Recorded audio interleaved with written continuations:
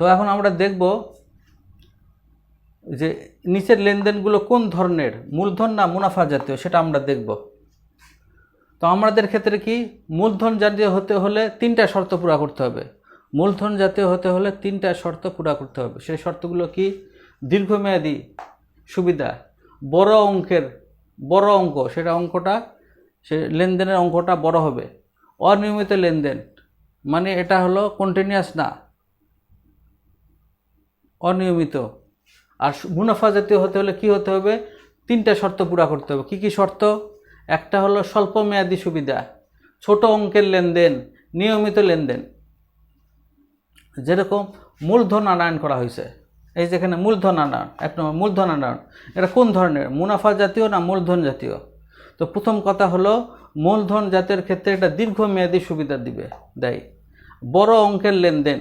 আর এটা হলো অনিয়মিত। অনিয়মিত মানে মূলধন কখনো প্রতি মাসে নিয়ে আসে না।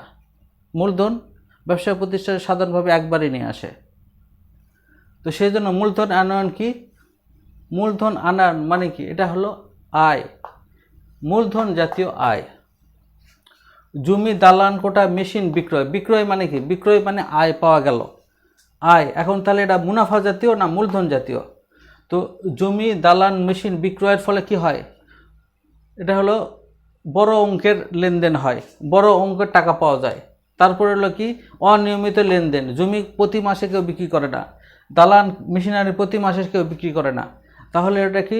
জমি, দালান, মেশিন বিক্রয় হলো মূলধন জাতীয় আয়। ঋণ গ্রহণ করার ফলে কি হলো? টাকা পাওয়া গেল। তো ঋণ গ্রহণের ক্ষেত্রে কি? এটা হলো দীর্ঘমেয়াদী সুবিধা, অনেক টাকা, বড় অঙ্কের লেনদেন। আর অনিয়মিত ঋণ সবসময় না হয় না, তো সেই জন্য মূলধন জাতীয় আয় এটা।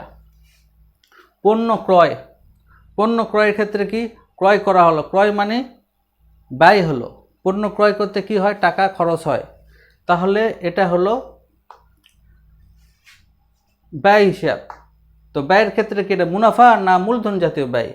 পণ্য ক্রয় হলো একটা ব্যবসা প্রতিষ্ঠান নিয়মিত পণ্য ক্রয় করতে হয়। তারপরে কি? নিয়মিত। তারপরে শর্ত কি? নিয়মিত লেনদেন, নিয়মিত ব্যয়, তারপরে ছোট অঙ্কের ব্যয় এবং স্বল্প মেয়াদী সুবিধা। তো সেই জন্য এটা মুনাফা জাতীয় ব্যয়ের মধ্যে পড়বে। তার পণ্য বিক্রয় করলে কি হয়? বিক্রয় করলে আয় হয়, প্রাপ্তি হয়।